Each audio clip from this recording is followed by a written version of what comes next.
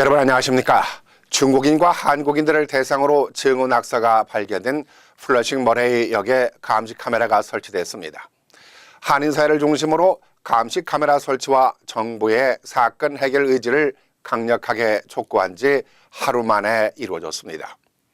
MTA 경찰도 24시간 영내와 주변을 순찰하는 등 사건이 발생한 지는 열흘도 채 되지 않은 가운데 이 같은 발빠른 조치가 이루어졌습니다.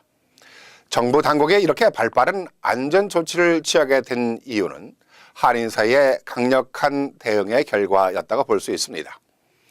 지역 언론들은 물론이고 주류 언론들을 대상으로 하는 기자회견과 지역 정치인들을 동원하는 방안이 주요했던 것입니다. 무엇보다 한인 사이의 한 목소리가 정치인들이나 정부 당국자들을 움직이게 한 이유이기도 합니다. 뉴저지와는 아주 대조적인 모습입니다. 버겐 카운티 고등학교 교사 인종차별 범죄 사건에 있어서는 한인 사회로서는 나름대로 강력한 대응을 했다고 하지만은 우리가 원하는 결과를 얻어내지 못했습니다. 물론 아직까지 한인 사회 관계자들의 지속적인 대응이 이루어지고 있습니다만 한 목소리가 필요하다는 결론입니다. 뉴욕에서 보여주었듯이 한인 사이의 한 목소리가 나올 때 본질이 왜곡된 사건이 제대로 된 조사로 이루어질 것입니다. 선거 때만 되면 한인 표심을 흔들면서 한인들의 어려운 문제들을 해결하는 데 앞장서겠다고 떠들어대던 뉴저지 정치인들.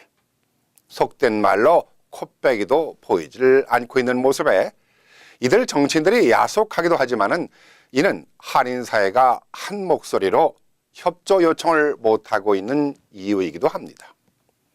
이들은 그렇다 치더라도 그리 많은 뉴저지 한인 정치인들은 무엇을 하고 있는 것일까요? 버겐 고등학교 교사 인종차별 사건이 발생했는데도 늦게서야 몇 명의 한인 정치인들이 얼굴 한번 내밀고는 이후에는 어떤 대응이나 이렇다 할 움직임조차 없습니다. 한인 정치인들조차 시큰둥한데 다른 지역의 정치인들이 움직일 리 만무겠죠. 이뿐만이 아닙니다. 버겐 카운티에는 한인 교육위원들도 많이 있습니다. 그런데도 이들 또한 아무런 움직임이 없습니다. 교육위원 규정상 개인적으로는 어떤 액션을 취하는 것이 허용되지 않고 있다고 하는데 그렇다면 교육위원회 차원에서 제대로 된 진상조사가 이루어지도록 촉구하는 것이 교육위원들이 취해야 할 역할이건만 사태 해결에 대한 의지를 보이지 않고 있으니 이들의 말은 변명으로밖에 들리지 않습니다. 인종 범죄에 대한 문제는 인종을 넘어서 해결하고 대처해야 하는 문제가 아니겠습니까?